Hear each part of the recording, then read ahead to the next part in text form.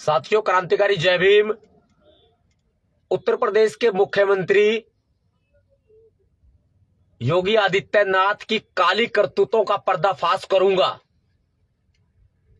मुख्यमंत्री योगी आदित्यनाथ के डीआईजी मुरादाबाद मंडल श्री मुनिराज जी, बिजनौर के एसपी श्री नीरज कुमार जादौन,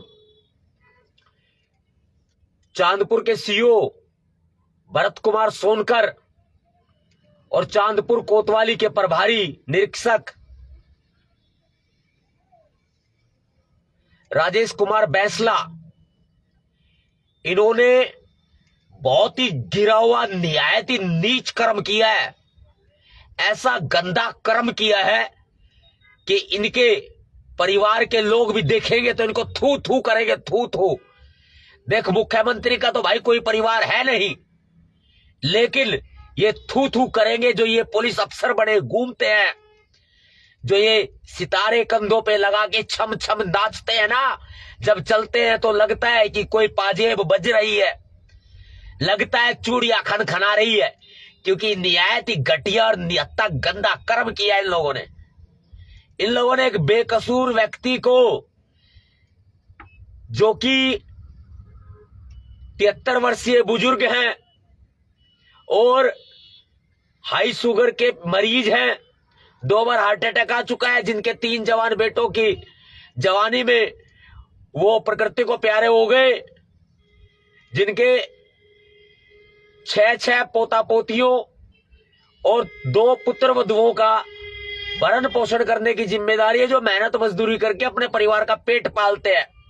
उनके मासूम बच्चों के पेट पर लात मारी है बिजनौर के एसपी ने, मासूम बच्चों के पेट पर लात मारी है डीआईजी मुनिराज जी ने, 2 विधवा औरतों के पेट पर लात मारी है इन दोनों एसपी और डीआईजी ने। और इनकी जो गैंग का बड़ा गुर्गा है मुख्यमंत्री, इन्होंने पेट पर लात मारी है, लात। 14 बात को समझना, इससे पहले ध्यान रखना कि 3 जुलाई को जंतर मंतर आओ, सारे जंतर मंतर दिल्ली भाई सारे आओ, पूरे देश में कहीं तक भी मेरी आवाज जा रही हो भाई सारे आओ।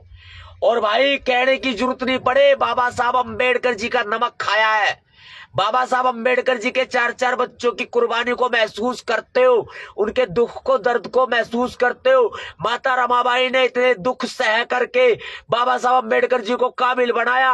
अगर मानते हो उनको जरा सा भी कुछ भी, तो भाई एक शेयर करके अपनी जिम्मेदारी को पूरा करो। जो साथी आ सकते हैं वो 3 जुलाई को आओ, दिल्ली के जंतर मंतर सुबह 10 बजे आओ, इस आवाज को उठाओ भाई।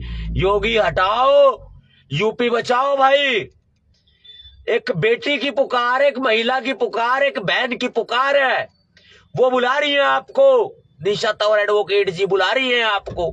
और बात बता दूं मैं आपको, क्लियर तौर पर बात बता दूं मैं आपको, मेरे भाइयों, मेरी बहनों, मेरे दोस्तों, क्लियर तौर पे बात बता दूं मैं आपको। ये पूरा मामला क्या हुआ, चांदपुर में बाबा साहब डॉक्टर भीमराव अंबेडकर जी की 13 साल पुरानी प्रतिमा लगी थी। कुछ मनुवादी किस्म के लोग जो अपने आप को दूसरी पार्टी कहते हैं, बाबा साहब की भूमि पर अपना हक जमाते हैं, जो आरएसएस के एजेंट हैं, जो बीजेपी के एजेंट हैं, इन लोगों ने क्या किया मैं बताता हूं क्या किया।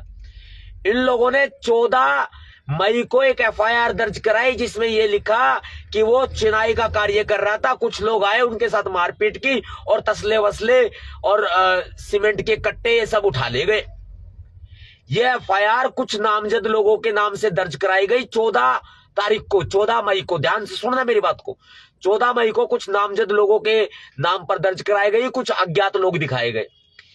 फिर मैं जब 16 मई को यहां चांदपुर पहुंचता हूं बाबा साहब के अंबेडकर जी की प्रतिमा पर पुष्प अर्पित करने के लिए, मैं प्रशासन का, भारतीय संविधान का सम्मान करता हूं, सरकार का सम्मान करता हूं, लेकिन जब हमारे अधिकारों को रोंदा जाएगा, जब गरीब को मारा जाएगा, तो मैं बिलबिलाऊंगा नहीं क्या?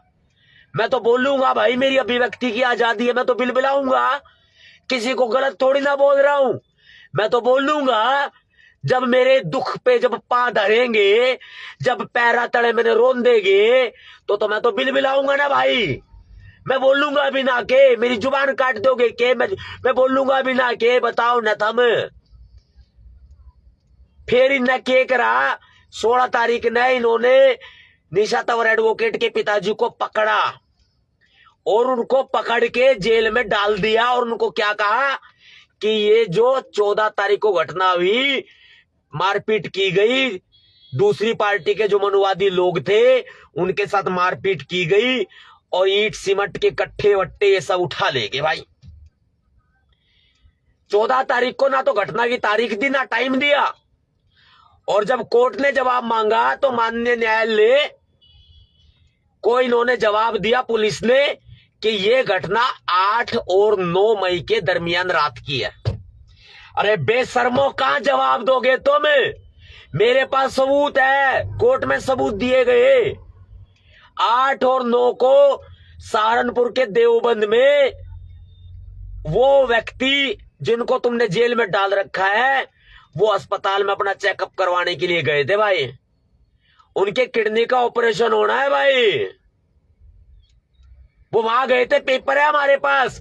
8 और 9 का तुम्हारा ये पर्दाफाश बहुत बड़ा है और हमारी आवाज नहीं सुनी। चांदपुर सिविल जज जूनियर डिवीजन के पास में हमने ये बात रखी तो उन्होंने 25,000 रुपए की रिश्वत मांगी हमसे। बोले 25,000 रुपए लाओ, जमानत ले जाओ, छोड़ देंगे हम।